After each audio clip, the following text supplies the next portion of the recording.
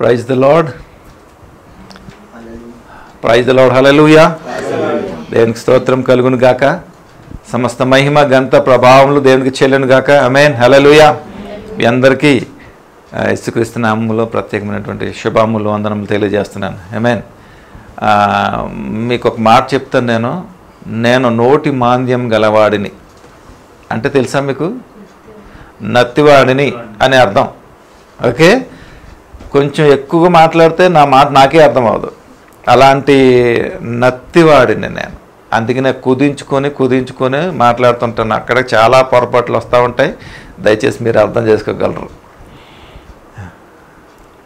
సరే అని చెప్పండి. ఓకే, ఆమేన్, హల్లెలూయా.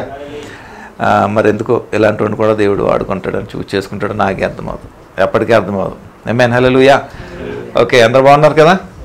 వాక్యంలోకి వెళ్దాం. దయచేసి అందరు కూడా కళ్ళు మూసుకుందాం, తల్ల ఉంచుకుందాం. దయగల మా ప్రభువా, మరొకసారి మమ్మల్ని ఈ విధంగా జ్ఞాపకం చేసుకున్నారు. అందుని బట్టి మీకు వందనాలు. ఇదిగో నాయన, నీ సన్నిధి దగ్గరికి వచ్చి ఉన్నాం ప్రభా. మీ పాదాల దగ్గర ఉన్నాం. మాతో మాట్లాడండి. మా స్థితి ఎలా ఉందో, మా పరిస్థితి ఎలా ఉందో, మా జీవితాలు ఎలాగున్నాయో ప్రభా సరిచేయడానికి నీ వాక్యం మాత్రమే, మరి ఇంకోటి లేదు నా ప్రభా. వాక్యంతో మమ్మల్ని సరిచేసి కట్టి ఆ ప్రకారంగా మేము జీవించినట్లుగా నీ కృపను గ్రహించండి. మమ్మల్ని ఈ సమయాన్ని మీ చేతికి అప్పగించుకుంటున్నాం ప్రభా. నీ పక్షంగా నేను నిలబడి ఉండగా ఒట్టివాడిని నన్ను బలపరచండి. నాలో ఉండి పరిశుద్ధాత్మదేవ మాట్లాడి మాకందరికీ చక్కటి నైనా మరి బలమైన ఆహారాన్ని మాకు అనుగ్రహించి నడిపించండి. మహిమ పొందుకోమని మీకే మహిమగా చెల్లిస్తూ యేసే నామములో ప్రార్థించి స్తుతించాడు వేడుకుంటున్నాం తండ్రి. ఆమేన్, హల్లెలూయా. చూడండి, ఆధారము అనేది ఒక పాయింట్లో మనం కొంచెం మాట్లాడదాం. ఓకే, ఆధారం టు ఫౌండేషన్ ఆర్ బేస్. ఓకేనా? చూడండి, మీకు అర్థమయ్యడానికి ఒక మాట చెప్తున్నాను. చూడండి, ఇల్లు కట్టడానికి ఎంతమంది ఇంజనీర్స్ కావాలి చెప్పండి? ఒక ఇల్లు ప్లాన్ చేయడానికి కట్టడానికి ఎంతమంది ఇంజనీర్స్ కావాలి? 4 అయితే? 5 అయితే? అంటే మీ ఇమాజినేషన్లో డిజైన్ చేసుకోండి ఒకసారి. ఒక ఇల్లు కట్టడానికి ఒకడు అనుకుందాం ఇంజనీర్. అదే 4 పనిచేస్తే, 15 మంది పనిచేస్తే దాని స్థితి ఎలా ఉంటుందో ఒకసారి అర్థం చేసుకోండి. ఓకేనా? ఇప్పుడు అదే ఇల్లు కట్టడానికి మ్యాషనర్స్ ఉంటారు, వర్కర్స్ ఉంటారు కదా. ఒక టీం అనుకుందాం, ఒక 50 మంది కలిసి కడతారు అనుకుందాం ఒక టీం. అలాంటి 4 టీములు కలిసి కడితే ఎలా ఉంటుంది ఒకసారి అర్థం చేసుకుందాం. ఎలా ఉంటుంది దాని పరిస్థితి? బాబెల్ గోపురంలా ఉంటుంది. అంతేనా? నాకు అర్థమైంది. మరి మీకేం అర్థమైందో నాకు తెలియదు. ఇప్పటికీ ఉంది బాబెల్ గోపురం, మనం చూడవచ్చు దాన్ని. ఓకేనా? బాబెల్ గోపురంలో ఉంటుంది. అయితే ఇక్కడ మీకు వివరించడానికి నేను ప్రయత్నం చేసే ఇదేంటంటే, ప్రతి దానికి కూడా ఒక ప్రాసెస్ అనేది ఉంటుంది. ఇంటికి ఒకడు ఒక రకంగా ఫౌండేషన్ వేసాడు, ఇంకొక ఇంజనీర్ ఇంకోలాగా వేసాడు అనుకో, దాని ఫౌండేషన్ నిలబడుతుందా? తెలియదు. అగోచరమ్యంగా ఉంటుంది దాని పరిస్థితి. ఓకేనా? దేనికైనా మనకి ఏం కావాలి? స్టాండర్డ్ పొజిషన్ ఆర్ ఫౌండేషన్ అనేది మనకి కావాలి. అయితే చూడండి, చాలామంది క్రైస్తవులు అనబడినటువంటి వారికి సరైన పునాది ఉండదు. వారికి ఎందుకు ఉండదో చెప్పనా? 2 విషయాలు మీకు వివరించే ప్రయత్నం చేస్తాను. దయచేసి అర్థం చేసుకోండి. ఓకేనా? చూడండి, మొదటి వారు ఎలా ఉంటారో తెలుసా? సువార్త ప్రకటింపబడినప్పుడు, కరపత్రముల ద్వారా వారు సువార్త అందించినప్పుడు, లేకపోతే సువార్త సభలలో వారు పాల్గొన్నప్పుడు విన్నటువంటి సువార్తను వారు అంగీకరించి ఆ సువార్త విషయమై వారు రియాక్ట్ అయ్యి, రిఫ్లెక్ట్ అయ్యి, ఆ సువార్త వినిన ఆ పరిస్థితి మనిషిలో ఉన్నప్పుడు, మానవులు ఉన్నప్పుడు వారి జీవితాన్ని మార్చి, వారి జీవితాన్ని ప్రభావితం చేసి వారు రక్షణ పొంది బాప్తిసము తీసుకొని విశ్వాసము ద్వారా వాక్యములో కట్టుబడేవారుగా వాడు ఉంటాడు. ఇది మొదటి స్థానంలో ఉంటుంది. వీడు ఎప్పుడు కూడా ఉన్నతమైన స్థితిలోనే వెళ్తాడు. అంటే ఈ ఇంటికి ఒక్క ఇంజనీర్ మాత్రమే పనిచేస్తాడో, ఒక టీము మాత్రమే ఈ ఇంటికి పనిచేసేవాడుగా ఉంటాడు. కాబట్టి వీళ్ళు ఎప్పుడు కూడా స్థిరముగా, దృఢముగా, చిరకాలముగా ఉంటుంది. ఇల్లు అనగా ఒక జీవితానికి సాదృశ్యంగా మనం తీసుకుందాం. నివాసము అనగా ఒక జీవితానికి సాదృశ్యంగా మనం తీసుకుందాం ఈ సందర్భాన్ని బట్టి. ఆమేన్, హల్లెలూయా. వీడు ఏం చేస్తాడో తెలుసా? స్థిరమైనటువంటి పునాది. ఎందుకు పడింది వీడికి స్థిరమైనటువంటి పునాది అని అంటే, వీడి జీవితంలో సువార్త అనే బీజం నాటబడినప్పుడు, సువార్త అనే మరి ఆ యొక్క జీవము అనే బీజము నాటబడినప్పుడు వీడు స్థిరముగా ఉండడానికి ఇదే కారణం. అందుకనే వీడు దృఢముగా ఉంటాడు. ఇంకా రెండోవాడు, వీడు ఎలా ఉంటాడో చెప్పనా? ఇక్కడ నన్ను అపార్థం చేసుకోకండి. ఇక్కడ నేను సేవకుడిగా నాకున్న అనుభవాన్ని బట్టి, నాకు ఇప్పటి వరకు సేవ జీవితంలో నేను నడిచిన ఈ కొద్ది కాలాన్ని బట్టి, నేను చూసి నేను అనుభవించిన దానిని మీకు నేను వివరించడానికి నేను ప్రయత్నం చేస్తున్నాను. రెండోవాడు ఎలా ఉంటాడు అనంటే, వాడు అవసరము నిమిత్తము ఏ సేవకుడి దగ్గరకో వస్తాడు, లేకపోతే ఏ మందిరానికో వస్తాడు. నా పరిస్థితి ఎలా ఉంది అని అంటాడు. వాడు క్రైస్తవుడే కావచ్చు, పుట్టు క్రైస్తవుడే కావచ్చు, లేదా క్రైస్తవుడు కానివాడు కావచ్చు, అన్య బిడ్డలే కావచ్చు, మరి క్రీస్తుని ఎరగనటువంటి వారే కాదు, మరి ఎవరైనా కావచ్చు. ఇక్కడ వాడు ఏం చేస్తాడో తెలుసా? వారు పరిస్థితిని బట్టి దేవుని సేవకుని ద్వారా కానీ, దేవుని యొక్క సన్నిధిలో కానీ వారు పరిస్థితిని బట్టి ప్రార్థించబడినప్పుడు, వారి నిమిత్తం ప్రార్థించినప్పుడు, దేవుడు వారి జీవితంలో చేసిన ఈ గొప్ప కార్యము వారి జీవితంలో జరిగించినప్పుడు వాడు ఏం చేస్తాడో నమ్ముతాడు. దేవుణ్ణి నమ్మి ఏం చేస్తాడు? వాడు అభిప్రాయం ఎలా ఉంటుందో తెలుసా? దేవుడు గొప్ప అద్భుతం చేస్తాడు, గొప్ప సూచక క్రియ చేస్తాడు, ఇంకా నా జీవితంలో ఇంకా కార్యం చేస్తాడు అనే కోణంలో వాడు ఏం చేస్తుంటాడు? నడుస్తుంటాడు. ఇది నా అనుభవంలో బట్టి మాత్రం చెప్తుందని అపార్థం చేసుకోకండి. అర్థం చేసుకుంటే ప్రయత్నం చేయండి, వీలైతే లేకపోతే వదిలేసేయండి. ఓకే, ఈ రకంగా వాడు ఎదుగుతూ ఉంటాడు. వీడు నమ్ముతాడు కానీ కట్టబడడు, కానీ నమ్ముతాడు, కట్టబడడు. అయితే వీరిరువురికి తేడా ఏంటో తెలుసా? ఇప్పుడు తుఫాను అనేది, వరదలు అనేది, లేకపోతే ప్రకృతి వైపరీత్యం ఉన్నటువంటి అనేక పరిస్థితులు, భూకంపములు కానీ ఏమైనా కూడా ఒకడింటికి వచ్చి ఒకడింటికి రాకుండా ఉంటాయా? ఆ ప్రాంతంలోకి వచ్చినాయి అంటే ఒక ఇంటికి రాకుండా ఒకరింటికి వస్తాయా? అదేనా బంధువా? దానికి ఏం తెలియదు. అలాంటిది వస్తుంది, వినాశనం చేయడానికి వస్తుంది. కానీ అలాంటి పరిస్థితులలో ఎవడు నిలవగలడు? ఎవడు కొట్టుకెళ్ళిపోగలడు? ఇదే మనం నేర్చుకోవాల్సినటువంటి ముఖ్య ఉద్దేశం.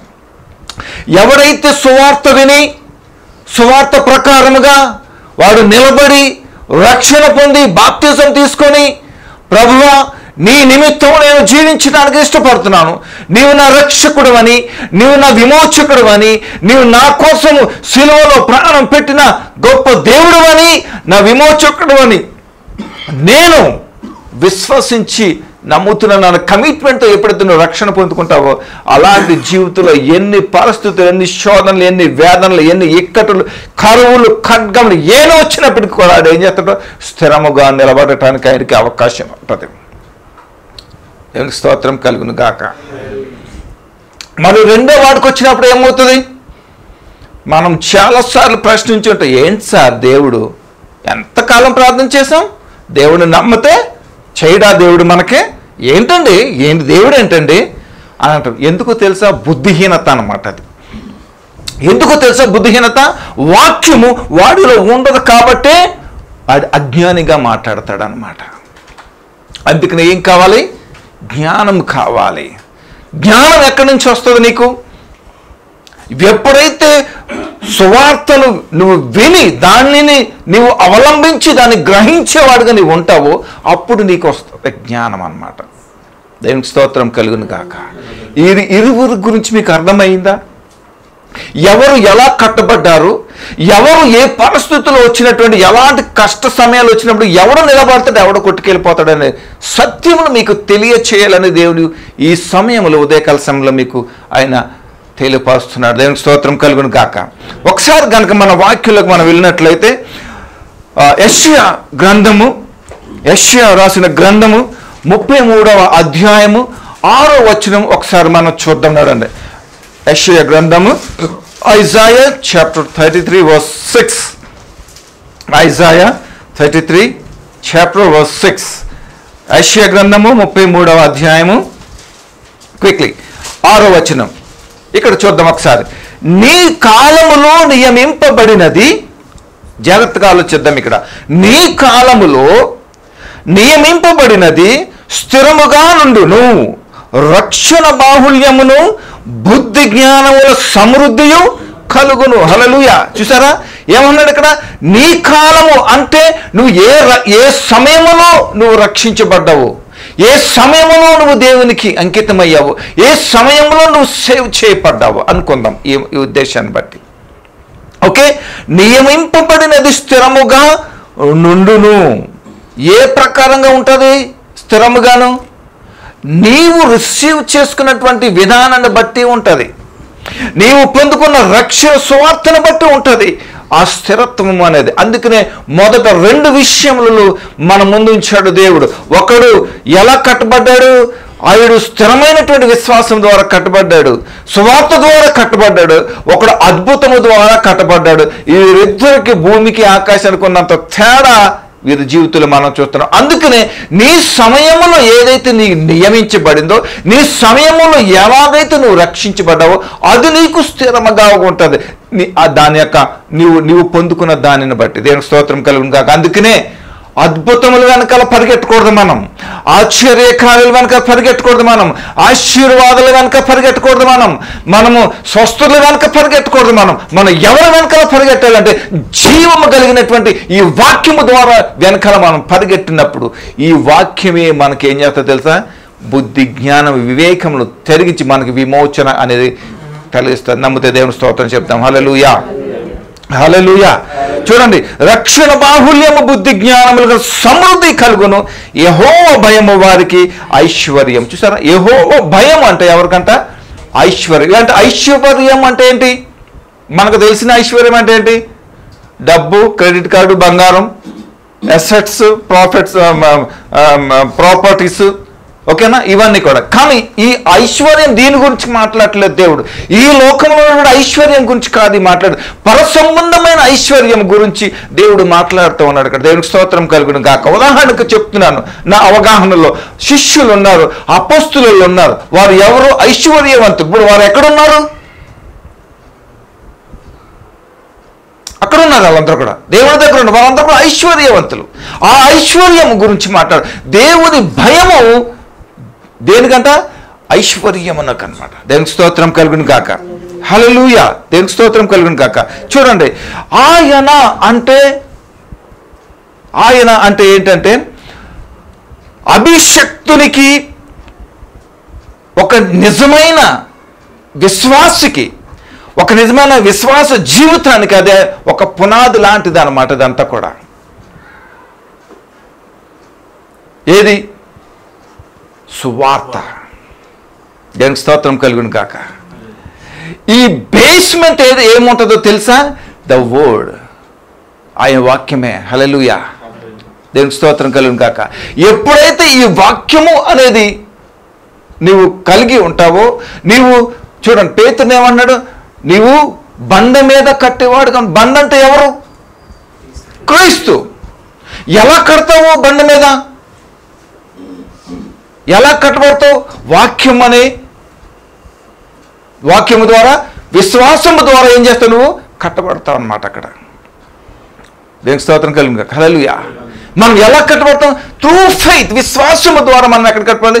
ఈ వాక్యము మీద మనం కట్టబడినప్పుడు మనం కొట్టబడేవారుగా మనం ఉండం ఇక్కడ. అటు ఇటు పరిగెట్టేవారుగా మనం ఇక్కడ ఉండం ఇక్కడ. హల్లెలూయా, దేవునికి స్తోత్రం కలుగును గాక. హల్లెలూయా.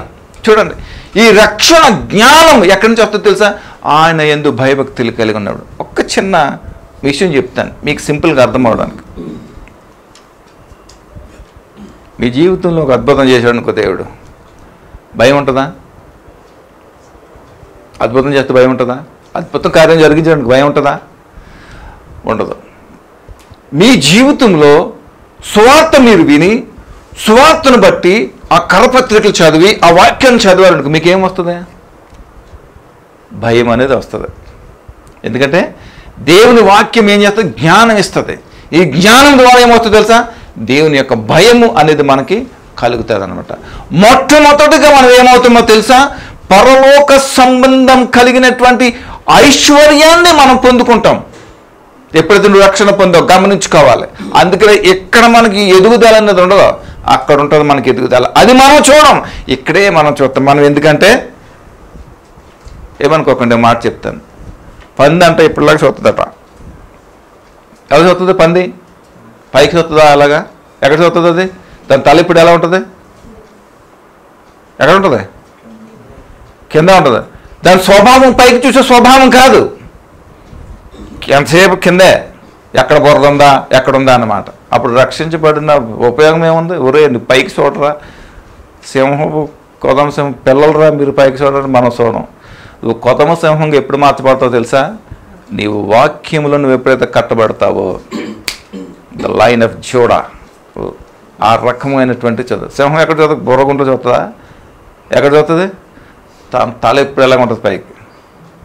ఆమేన్, హల్లెలూయా. అది రక్షణ అనేది అర్థమవుతుందా? నిజమైన వాక్యంలో కట్టబడితే అలా ఉంటుంది.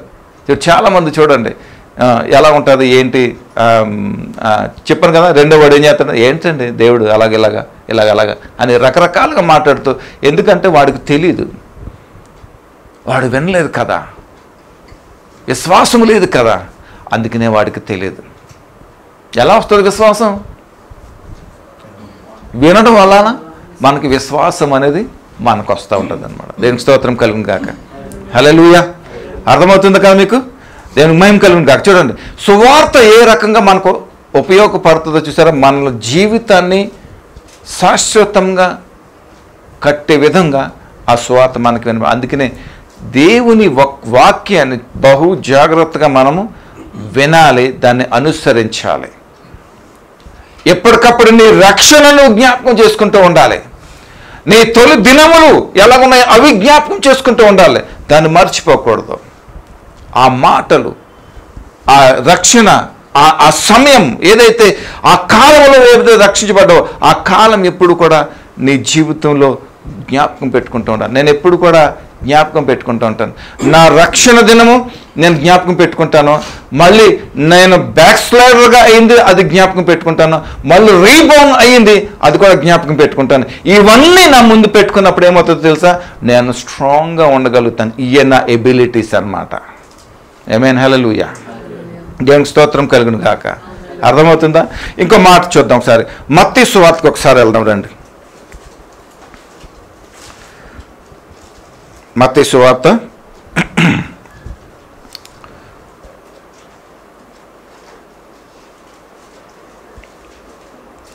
7వ అధ్యాయం.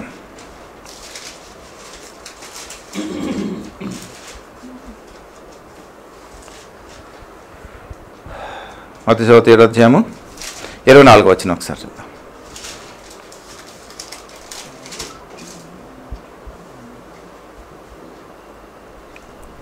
చూడండి ఇక్కడ ఏమన్నాడు చూడండి. ఇక్కడ మత్తయి సువార్త 7వ అధ్యాయము 24వ వచనం చూడండి. ఇక్కడ ఏమన్నాడంటే, కాబట్టి ఈ నా మాటలు విని వాటి చొప్పున చేయు ప్రతివాడును బండ మీద తన ఇల్లు కట్టుకొనిన బుద్ధిమంతుని పోలి ఉన్నాడు. దేవునికి స్తోత్రం కలుగును గాక. ఈ నా మాటలు అంటే ఇక్కడ ఒక సందర్భాన్ని మీకు తెలియజేస్తాను. అక్కడ యేసయ్య ఆయన కొండ మీద ప్రసంగం చేయటం చూసాం కదా మనం అందరం కూడా. ప్రసంగం చేసిన తర్వాత ఏం చేశాడు? భోజనం పెట్టాడు కదా. మళ్ళీ జనాలందరూ వెళ్ళిపోయిన తర్వాత మళ్ళీ వెతుక్కుంటూ యేసయ్యని వెతుక్కుంటూ వచ్చారా? దొరికాడా యేసయ్య? ఎందుకు దొరకలేదు? సరే మొత్తం మీద ఎక్కడో దూరంలో దొరుకుతాయి. వీళ్ళేమన్నా ఎక్కడికి వెళ్ళిపోయాయి ప్రభా, ఎక్కడ వెతుక్కోవాలి నిన్ను, నువ్వు ఎక్కడుంటావు చెప్పు. ఇప్పుడు దేవుడు బదిలిచ్చింది ఏంటి తెలుసా? మీరు ఎవరి కోసం వచ్చారో నాకు తెలుసురా అని అన్నాడు. ఎవరి కోసం వచ్చాడు? దేనికోసం వచ్చారు వాళ్ళు? లాభం కోసం, బెనిఫిట్స్. క్రైస్తుడు అనేవాడు బెనిఫిట్కి చూడకూడదు. క్రైస్తుడు అనేవాడు క్రీస్తు కొరకు జీవించేవాడు. క్రైస్తవుడు అంటే ఎవడో తెలుసా? రక్షించబడటం ఎందుకో తెలుసా? క్రీస్తు కోసం నిలబడేవాడు క్రైస్తవుడు. క్రీస్తు నిమిత్తం ఆయన చిత్తం నెరవేర్చేవాడు క్రైస్తవుడు. అందుకనే ఆయనకి రక్షణ. అంతేగాని స్వలాభం కోసం కాదు. చాలామంది రక్షణ అంటే నేను పరలోకం వెళ్ళడం కోసం రక్షణ పొందుకున్నారు. తప్పో, ఇచ్చేరాజు దేవుడు ఇస్తాడు నీకు, కానీ నువ్వు రక్షణ ఎందుకు పొందుకోవాలో తెలుసా? ఆయన నిమిత్తం పనిచేయడానికి, ఆయన నిమిత్తం నిలబడటానికి, ఆయన చిత్తము భూమి మీద నెరవేర్చడంలో విషయంలో నువ్వు రక్షణ పొందుకోవాలి. అందుకనే నిన్ను ఖరీదైనటువంటి విమోచన నీకు ఇచ్చాడు. దేవునికి స్తోత్రం కలుగును గాక. ఆ విమోచన ఖరీదంతా తెలుసా మీకు? ఎవడన్నా వీళ్ళు వెల చేయగలుగుతాడా చెప్పండి? అంత వెల కట్టలేనటువంటి ఎక్స్పెన్సివ్, చాలా ఖరీదైనటువంటి విమోచన నీకు నాకు ఇచ్చాడు. ఆ విషయం మనకు తెలియదు. ఆ విషయం మనకు తెలియాలి అని అంటే వాక్యాన్ని మనము చదవాలి. దేవునికి స్తోత్రం కలుగును గాక. హల్లెలూయా. చూడండి ఇక్కడ ఈ నా మాటలు వాటి చొప్పున చేయు ప్రతివాడును బండ మీద తన ఇల్లు కట్టుకుని బుద్ధిమంతుని పోలి ఉన్నాడు అని ఇక్కడ వాక్యం సెలవిస్తుంది. దేవునికి స్తోత్రం కలుగును గాక. హల్లెలూయా. చూడండి, అంటే సత్యాన్ని విని అందుకు లోబడినటువంటి వాడు ఎవడైతే ఉన్నాడో, సత్యాన్ని విని కూడా దానికి లోబడినటువంటి వాడు ఎవడైతే ఉన్నాడో వాడు మరీ మిక్కిలిగా వాడేమవుతాడు? శాపానికి గురవుతాడు. అవునా కదా చెప్పండి? నువ్వు సత్యము ఎరగక ముందు వేరే విషయం అది. నువ్వు సత్యమును ఎరిగి కూడా నీవు ఆ రకంగా జీవించలేనటువంటి పరిస్థితి కనుక నువ్వు ఉంటే కనుక ఖచ్చితంగా నువ్వు ఎవడవుతావు తెలుసా? విరోధివే అవుతావు. అయితే మన పరిస్థితి ఏంటో ఒకసారి ఆలోచించండి. మన స్థితిగతి ఏంటో ఒకసారి ఆలోచించండి. నువ్వు ఏ స్థితిలో ఉన్నావు? సత్యమును ఎరిగిన వాడిగా నువ్వు క్రీస్తులో నడుస్తున్నావా, జీవిస్తున్నావా, లేకపోతే సత్యం ఎరగకుండా నడుస్తున్నావు? ఒకసారి మనం జ్ఞాపకం చేసుకుందాం. ఒకసారి దేవుడు యేసయ్య అంటున్నాడు, మీరు ఎందుకు వచ్చారో నాకు తెలుసు, మీరు నన్ను ఎందుకు వెతుకుతున్నారో నాకు తెలుసు. ఎందుకు వెతుకుతున్నారో తెలుసా? రొట్టె మొక్క కోసం వెతుకుతున్నారు. అలాంటి వాడు క్రైస్తవుడు కాదు. అలాంటి వాడు ఏమవుతుందో తెలుసా? గాలి వస్తే పొట్టులా ఎగిరిపోయే వాడు అలాంటి వాడు. వాడిని క్రైస్తవుడు అని అనకూడదు, అల్పమైన వాడు అని అనాలి. దేవునికి స్తోత్రం కలుగును కాక. ఆమేన్. హల్లెలూయా. కానీ చూడండి ఇక్కడ ఇలాంటి వారు ఎలా ఉంటారంటే వారి యొక్క కోరికలు తీర్చబడి వారి యొక్క కోరికల నిమిత్తము వీరు ఇక్కడ దేవుని నమ్మేవారుగా వారు ఉంటారు. ఇక్కడ దేవునికి స్తోత్రం కలుగును గాక. హల్లెలూయా. కానీ చాలామంది స్వార్థ విన్నారు అక్కడ, కానీ వారిలో చాలా తక్కువ మంది మాత్రమే క్రీస్తుని వెంబడించే వారు అక్కడ ఉన్నట్లుగా మనం చూస్తున్నాం. దేవునికి స్తోత్రం కలుగును గాక. హల్లెలూయా. చూడండి, వీళ్ళిద్దరు విషయంలో ఒకసారి తేడా గమనించండి. మనం ఒకసారి నీవు సువార్తను ఆనుకొని ఎప్పుడైతే దేవుని మీద ఆధారపడి నువ్వు నడుస్తావో వాడు ఒకలాగా ఉంటాడు. చూడండి, ఎప్పుడు కూడా నీవు రక్షించబడ్డావు అనుకో, నీ ఆధారం ఏంటి? నువ్వు ఈ మాటలు మాట్లాడి ఉండుంటావు నువ్వు రక్షణ పొందినప్పుడు. ప్రభువా, నా జీవితం నీకేనయ్యా, నా బ్రతుకు నీకే సమర్పించుకుంటాను, నా జీవితం మరణమైన సరే ఏదైనా సరే నీ కోసం నేను జీవిస్తాను ప్రభు అని కమిట్మెంట్ తీసుకుని ఉంటాడు ప్రతి ఒక్కరు కూడా. నాకు తెలిసి అందరూ కూడా అదే తీసుకున్నారు లేదా? మరి దాన్ని నిలబెట్టుకునే వాడు ఎవడుంటాడో తెలుసా? వాక్యం మీద ఎప్పుడైతే నువ్వు కట్టబడేవాడుగా నువ్వు ఉంటావో, వాక్యాన్ని నువ్వు ఎప్పుడైతే అనుసరించేవాడుగా ఉంటావో, వాక్యముతో నువ్వు సహవాసము, వాక్యముతో నువ్వు సహజీవము చేసేవాడుగా నువ్వు ఎప్పుడైతే ఉంటావో, నీకు ఏ కష్టం వచ్చినా, ఎలాంటి పరిస్థితులు వచ్చినా, తుఫాన్లు వచ్చినా, ఎలాంటివి వచ్చినప్పటికీ కూడా నువ్వు దానిని లెక్కనే చేయవు. దేవునికి స్తోత్రం కలుగును గాక. హల్లెలూయా. కానీ దానికి భిన్నంగా వ్యతిరేకంగా ఉన్నాం అనుకోండి, ఏం చేస్తాం? దూషించేవాడుగా ఉంటావు దేవుణ్ణి. దాంతోపాటు ఏదైతే సంభవించినా ఎందో దాంట్లో నువ్వు కొట్టుకెళ్ళిపోయేవాడుగా నువ్వు ఉంటావు. దేవునికి స్తోత్రం కలుగును గాక. హల్లెలూయా. దేవునికి మహిమ కలుగును గాక. హల్లెలూయా. చూడండి, ఎప్పుడైతే ఒక జీవితము కట్టబడి ఉందో ఆడు వాక్యము ద్వారా కట్టబడినా లేక ఒక రకమైనటువంటి స్వల్ప అలవాట్లు అంటే స్వల్ప స్వలాభం కోసం కట్టబడినప్పటికీ కూడా ఒక దినాన్న ఏం చేస్తాడో తెలుసా? వారి మీదకి ఒక అగ్ని అనేది వారి మీదకి తీసుకొస్తాడు దేవుడు. ఒకసారి ఆ అగ్ని వచ్చినప్పుడు ఏం చేస్తుంది తెలుసా? కాల్చివేస్తుంది. ఆ కాల్చివేసినప్పుడు ఎప్పుడైతే యథార్థంగా క్రీస్తుని నమ్మి ఆయన కోసం తన జీవితాన్ని అర్పించుకున్న వాడు ఉంటాడో వాడు మాత్రమే నిలబడగలుగుతాడు. మిగతా వాడు కూడా అక్కడ ఉండాలి. దానిని బట్టి దేవుడు ఏం చేస్తా తెలుసా? తీర్పునది ఆయనకి ఇస్తూ ఉంటాడు. న్యాయము అనేది వారికి ఇస్తూ ఉంటాడు. బహుమానము అనేది వారికి ఇస్తూ ఉంటాడు. వీళ్ళిద్దరు విషయంలో ఇది తేడా అనమాట. అయితే నీవు నేను ఏ పరిస్థితుల్లో ఉన్నాం అనేది ఇక్కడ మన విషయం. వారు ఎవరి గురించి కాదు, నీ గురించి నా గురించి మనం ఇక్కడ ఆలోచిద్దాం. మన పరిస్థితి ఏంటి, మన యొక్క రక్షణ ఎలాంటిది, ఎలాంటి పరిస్థితుల్లో మనం ఉన్నాం, దేని మీద మనం కట్టబడ్డాం, ఎలాంటి పరిస్థితులు వస్తే మనం తట్టుకోగలుగుతున్నాం, ఎలాగ పరిస్థితులు వస్తుంటే మనం భరించలేనటువంటి పరిస్థితుల్లో ఉన్నాం అనేది చాలా ప్రాముఖ్యమైనటువంటి విషయాన్ని మనం ఒకసారి ఆలోచించాలి. ఒకసారి ప్రశ్న వేసుకుందాం, మనం ఏ రకంగా ఉన్నాము అనేది. ఆయన మరి తెగులు వచ్చినప్పుడు భరించగలిగేవాడుగా నువ్వు ఉన్నావా? ఎదిరించేవాడుగా నువ్వు ఉన్నావా? లేకపోతే కూలిపోయేవాడుగా నువ్వు ఉన్నావా? ఒకవేళ కూలిపోయేవాడుగా కనుక నువ్వు ఉన్నట్లయితే ఇంక దానికి ఇంకేమీ లేదు. నాకు ఒక ఆయన లెటర్ రాశాడు. అంటే లెటర్ అంటే రాశాడు నాకు. నేను ఆయనకు సమాధానం ఏమి ఇవ్వలా, కానీ చాలాసేపు దాని గురించి నేను ఎగ్జామిన్ చేసుకున్నాను. యోబు గారు ఉన్నారు కదా, యోబు గారి జీవితంలో గొప్ప తుఫాన్లు వచ్చినాయి, ఎన్నో తుఫాన్లు వచ్చినాయి.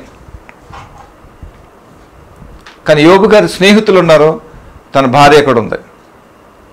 స్నేహితులు ఏమన్నారో తెలుసా? రే, నువ్వు ఎంత దౌర్భాగ్యుడు వారా, నువ్వు ఎంత భయంకరమైన వాడు వారా, నువ్వు ఎంత దుర్మార్గుడువా, ఎంత దుర్మార్గుడు అయితే అందుకనే రా నీ మీదకి ఇన్ని కష్టాలు వచ్చినాయి అని అన్నారు సొంత స్నేహితులే. రోజు చక్కగా తిని తాగి చక్కగా ఉన్నవాళ్ళే వాళ్ళందరూ కూడా. కానీ ఏం చేశారు? ఆ విధంగా ఉంటున్నారు.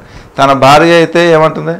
ఇంకెందుకురా నాయన, ఏదన్నా తిని సావరా, ఏదైనా చేసుకుని సావరా అని అంటుంది.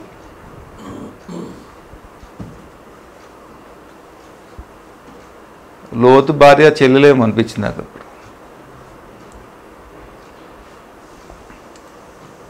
లోతు నీతిమంతుడే, యోబు గారు నీతిమంతుడే.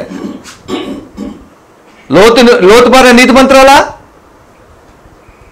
యోబు భార్య నీతిమంతురాలా? చూడండి ఒకసారి వ్యత్యాసం చూడండి. లోతు ఎలా రక్షించబడ్డాడు, ఎలా కాపాడబడ్డాడు ఆ ఉగ్రత నుంచి? నీతిమంతుడు కాబట్టి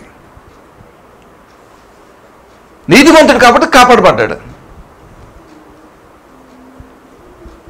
మరి యోబు ఎవరిని బట్టి కాపాడబడ్డాడు?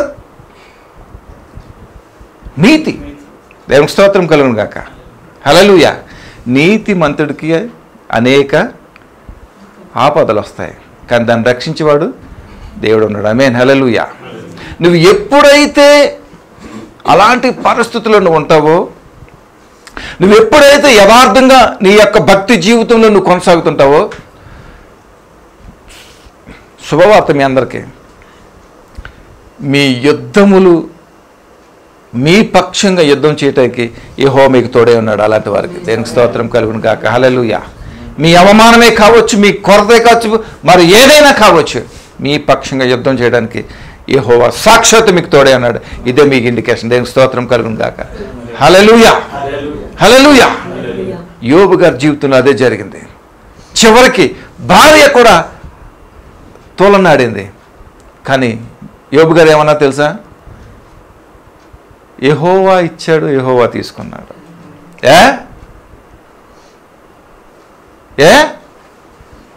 దేవుడు ఎత్తేనేనా అనుభవించేది? ఇచ్చినప్పుడైనా దేవుడు తీసుకున్నప్పుడు దేవుడు దూషిస్తావా? అది నీతిమంతుడు ప్రవర్తించే ప్రవర్తన. అదే దేవుని స్తోత్రం కలుగును గాక. ఉందా నీకు అది? ఈ ప్రపంచానికి, మన బ్రతుకులకి నీతి అనేది నేర్పించడానికి ఆనాడు యోబు గారిని అలాంటి పరిస్థితుల్లో తీసుకెళ్ళాడు, నీకు నాకు పాఠం నేర్పించడానికి. ఆమేన్. హల్లెలూయా. అర్థమవుతుందా మీ అందరికీ? ఈ రోజున ఆయన ఏం చేశాడో తెలుసా? దేవుడు ఇచ్చినప్పుడు కూడా, దేవుడు అన్నీ తీసేసినప్పుడు కూడా అదే దేవుని. యోబు గారి సీక్రెట్ ఏంటో తెలుసా? దేవుని చిత్తము లేకుండా, దేవుని యొక్క వితౌట్ నోటీస్ నా తలలో నుంచి ఒక ఎంట్రుకు కూడా కిందకి రాలేదనే విషయం ఆయనకి తెలుసు కాబట్టి ఆయన వణుకు తొడకలేదు. ఆయన హల్లెలూయా, ఏం స్తోత్రం కలుగును గాక. అస్సలు కంగారు పడలేదు ఆయన, అస్సలు కంగారు పడ. ఈ 2 డైలాగులే వాడాడు అంతే ఆయన. ప్రధానమైనది తిరిగి ఏం పొందుకున్నాడు ఆయన? 2 రెట్లు పొందుకున్నాడు. అలాంటి నీతితో కూడిన భయభక్తులు నీకుందా? ఉందా నీకు? యోబు గారికి ఉంది. కోల్పోయాడు వాస్తవమే, కానీ 2 దేవుడు మళ్ళీ తిరిగి ఇచ్చాడు. దేవునికి స్తోత్రం కలుగును గాక. నీవు యోబు వలె గనక ఉన్నట్లయితే, యోబు వలె ఆ రక్షణ, ఆ నీతి కనుక నీకు ఉన్నట్లయితే, ఆ రక్షణ కనుక నువ్వు కొనసాగించినట్లయితే ఖచ్చితంగా నువ్వు 2 నువ్వు ఆశీర్వదించబడతావు. దేవునికి స్తోత్రం కలుగును గాక. హల్లెలూయా. గుర్తుపెట్టుకోండి, రక్షణ పొందినప్పుడు నీ పరిస్థితి, నీ స్థితిగతులు మారాలంటే కొంత సమయం పడుతుంది. కొంత సమయం పడుతుంది. 25 సంవత్సరాలు పట్టింది ఎవరికి? ఏమనిపించుకోవటానికి?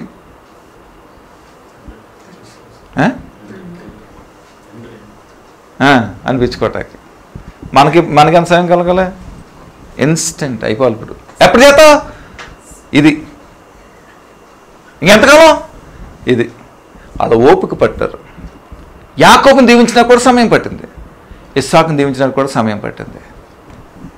ఈయన సాత్వికుడు, ఇలాంటి సాత్వికుడు ఎవడో లేడు అంటే ఎంతకాలం పట్టింది? వాళ్ళకున్న గొప్ప విశ్వాసాన్ని బట్టే 40 సంవత్సరాలు పడితే, ఇప్పుడు క్యాలిక్యులేట్ చేసుకోండి మన క్యాలికి ఎంత. ఇంకో జన్మెత్తన కూడా అవుదేమో. అందుకని we need the perfection in Christ, in faith. ఆ దృఢమైనటువంటి పర్ఫెక్షన్ మనకి కావాలి. అందుకనే దేవునికి స్తోత్రం కలుగును గాక.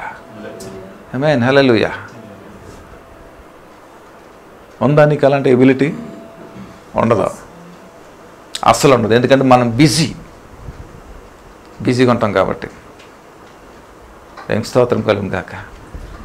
నీ రక్షణ ఎలాగుంది? నీ ఆధారం ఏంటి? నువ్వు దేని మీద ఆనుకున్నావు? ఏది నేను బేస్గా చేసుకున్నావు అనేది నీ రక్షణకి మూల కారణం. అది దేవునికి స్తోత్రం కలుగును గాక. హల్లెలూయా. ఏమైనా అర్థమవుతుందా మీకు? అసలు నువ్వంటే నీకు అర్థమైంది ఇప్పటికి? ఈ మాట విన్న తర్వాత నువ్వంటే నేంటి నీకు అర్థమైపోవాలి. ఈ పాటికి మరి అర్థమైందో లేదో దేవుడికి తెలుగు. ఎందుకు జరగవు? నీ ఆధారం ఏదో పెట్టుకున్నావు, లోన్ ఎత్తుకున్నావో, లేకపోతే ఎవరి మీద ఎవరిని ఆధారం చేసుకున్నావు కాబట్టి మన ఫెయిల్యూర్స్ వస్తున్నాయి. నువ్వు దేవుని ఆధారం చేసుకో. ఎందుకు రావు నీ దగ్గరికి? అన్నీ కూడా వస్తాయి. నువ్వు నా మీద ఆనుకో, అప్పుడు నేను ఇస్తాను అంటున్నాడు దేవుడు. దేవునికి స్తోత్రం కలుగును గాక. చివరికి ఒక మాట చెప్పి నేను ముగిస్తాను. కొరింథీయులకు రాసిన పత్రిక, 1 కొరింథీయులకు రాసిన పత్రిక, 1 కొరింథీయులకు రాసిన పత్రిక 3వ అధ్యాయము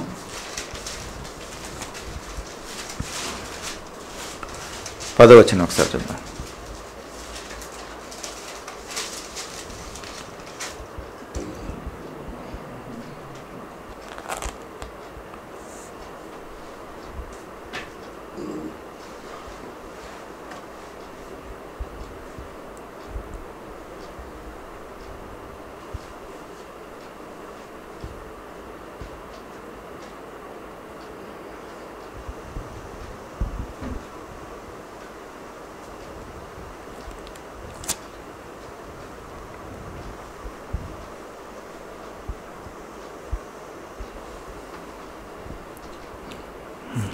చూడండి ఇక్కడ, సహోదరులారా మీరందరూ ఏకభావంతో మాట్లాడే వాళ్ళని, మీలో కక్షలు లేక ఏక మనస్సుతో ఏకత్వంతో మీరు సన్నుదులై ఉండవాలని ప్రభువైన యేసుక్రీస్తు పేరట మిమ్మల్ని వేడుకొనుచున్నాను. దేవునికి స్తోత్రం కలుగును గాక.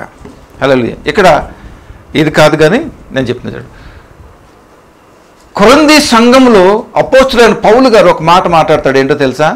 ప్రభువు కృపను బట్టి నేను ఈ విధంగా పొందుకొని నేను ఎవరినైతే నేను కట్టానో వారు మరి ప్రత్యేకంగా కట్టబడిన వారై ఉండి నా తర్వాత వారు ఏ రకంగా వారు ఇతరులను కట్టేవారుగా ఉంటారో అనే విషయములలో పౌలు గారు కొరింథీలో రాసినటువంటి సంఘానికి ఒక లేఖ రాస్తూ ఉన్నాడు. ఆయన దేవునికి స్తోత్రం కలుగును గాక. హల్లెలూయా. చూడండి, పౌలు గారు అంటే ఎలాగంటే అనేక జీవితాలను, అనేక సంఘాలను, అనేక విశ్వాసులు, అనేక మందిని క్రీస్తులో ఆయన చేర్చాడు. ఎలా చేర్చాడు అంటే ఆయన బోధించిన సువార్తను బట్టి, పుస్తకాలను బట్టి, పత్రికలను బట్టి అనేక మందిని ఆయన మార్చాడు, కట్టాడు.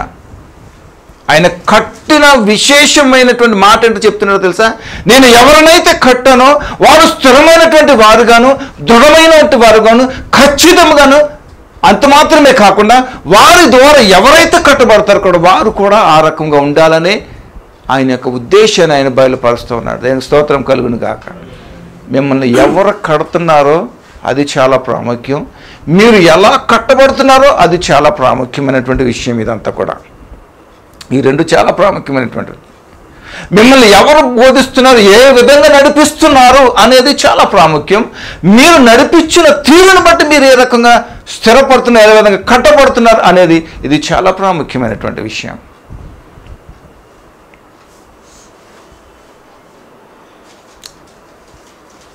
అర్థమవుతుందో లేదా అనేది నా ప్రశ్న.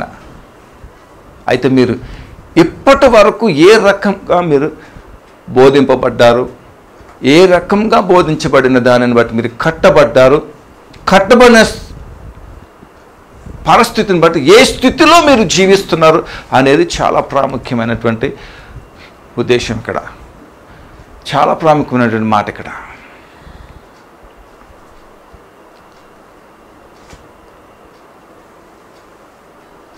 ఈ మాటలు అర్థమవుతే మన జీవితం ఖచ్చితంగా మార్చబడుతుంది. ఆమేన్. హల్లెలూయా. ఆమేన్. హల్లెలూయా. మన పితరులను మనం చూడండి, ఎన్నో అవస్థలు పడ్డానికి కారణం ఏంటి? వాళ్ళ ఖచ్చితత్వం బట్టి. హానోకు దేవునితో నడిచాడు, వెళ్ళిపోయాడు అలా కదా. మనకు అదే కనిపిస్తుంది అంతే. మరి ఎలా నడిచాడు, ఎందుకు నడిచాడు, ఎలా నడవగలిగాడు అనేదే డీప్ డెప్త్, వెనకాల ఉన్న స్టోరీ అదంతా కూడా. అది మనం తెలుసుకోవాలి. The commitment. చెప్పండి, కమిట్మెంట్ అనేది ఉందా నీకు? దేవునికి నీకు కమిట్మెంట్ ఉందా? నాకు సేవకు వచ్చినప్పుడు బాగుండ్రాయమన్నాడు దేవుడు. డూ వాట్ డై అని రాశాడు. నేను అంతే, ఎనీథింగ్ ఐఎమ్ రెడీ అని అన్నాను అంతే. అదే నా పిల్లలకు నేర్పించాను చిన్నప్పటి నుంచి. నూరు పోసాను అంతే. ఏ సమయంలో చనిపోవటకు సిద్ధమా? ఓకే, మేము సిద్ధం అనే పరిస్థితి నేర్పించాను అంతే దేవుడు. కమిట్మెంట్ ఉందా నీకు? కమిట్మెంట్. చూడండి, నీ ఆధారం ఎవరో తెలుసా? నీ విమోచకుడే. నీ ఆధారం ఎవరో తెలుసా? నీకు రక్షణ ఇచ్చినటువంటి క్రీస్తే. నీ ఆధారం నీ రక్షకుడే, ఆయన యేసుక్రీస్తు ప్రభువు. ఎప్పుడైతే నువ్వు ఆయన మీద ఆనుకొని, ఆయన మీద బేస్ అయ్యి, ఆయన మీద గనక నువ్వు బేస్ అయ్యి నువ్వు ఉన్నట్లయితే ఈ ప్రపంచం తల్లకిందులైనా సరే అలాంటి వరకు ఒక వాగ్దానం ఇస్తున్నాడు దేవుడు.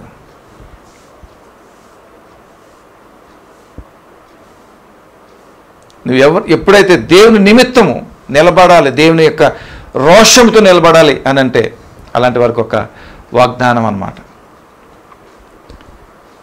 రిసీవ్ చేసుకుంటే సిద్ధంగా ఉన్నారా? ఓకే, చూడండి. పర్వతములు తొలగినను, మెట్టలు తత్తరిలను, నా కృప నిన్ను విడిచిపోదు.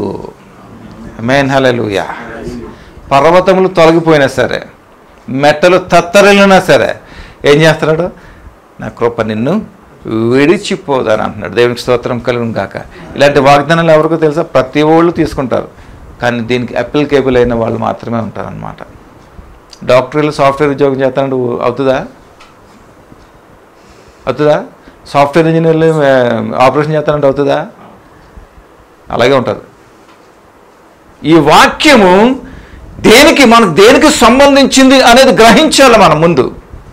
ఇది నాకు అప్లికేబుల్ అవుతుందా లేదా, నాకు వర్తిస్తుందా లేదా అని గ్రహించాలి మనకి. చూడండి, వాగ్దానాలు తీసుకుంటే మన జీవితం జరగవు, అవునా? అసలు ఫస్ట్ ఎందుకు జరగవు? తప్పది. మనం ఎప్పుడు చేస్తాం? నింద దాని మీద వేస్తాం. వాగ్దానం ఇచ్చే జరగలేదండి, జరగట్లేదు. ఎన్నో వాగ్దానాలు తీసుకున్నాయి. ఎందుకు జరగలేదు? వాక్యం నాది తప్పు అని అనం. మనం వాక్యం ఎంత తప్పు అంటాం, వాగ్దానమే తప్పు అంటాం. ఎందుకు? జరగలేదు కాబట్టి. నువ్వు మంచి నేలను కనుక నువ్వు విత్తితే అది మంచిగానే మొలిచి ఫలిస్తుంది. నువ్వు సరైన విధానంలో నువ్వు లేకపోతే, నీ రక్షణ సరైనది కాకపోతే నువ్వు ఎలా వర్ధిల్లుతావు? అర్థమవుతుంది కదా? నీ ఆధారం ఏంటి? క్రీస్తే నీ ఆధారం. ఆయన నీ ఆధారం క్రీస్తే. ఎందుకంటే ఆయన నీ విమోచకుడు, నీ సర్వము ఆయనే కాబట్టి. ఏమైనా దేవుని స్తోత్రం కలుగును గాక. హల్లెలూయా. ఇంకా చాలా అంత చెప్పాలంటే, బట్ దీంతో ఆపుకుందాం, మనం చాలా సమయం అయింది కాబట్టి. ఏమైనా హల్లెలూయా. చూడండి, అందుకనే నీ రక్షణ ఎలాగా ఉందో ఆ రక్షణను బట్టి నీవు జీవితాన్ని నువ్వు జీవించాలి.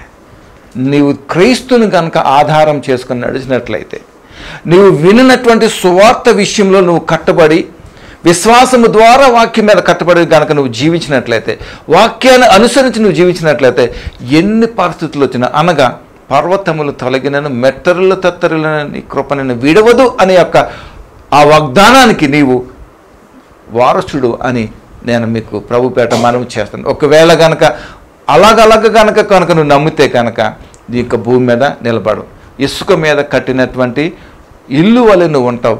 అది మరి తుఫాన్ వచ్చినప్పుడు, వరద వచ్చినప్పుడు ఏమవుతుంది? అది ఇసుకతో పాటు అది అలాగా కొట్టుకుని వెళ్ళిపోతుంది. అది కనుక నువ్వు బండ మీద కనుక నువ్వు కట్టిన వాడవైతే ఎలాంటి పరిస్థితులు వచ్చినా కూడా అది నిన్ను ఏమీ కూడా చేయలేవు. ఆ క్రీస్తు బండే, ఆ బండ మీద నీవే స్థిరంగా ఉన్నావు.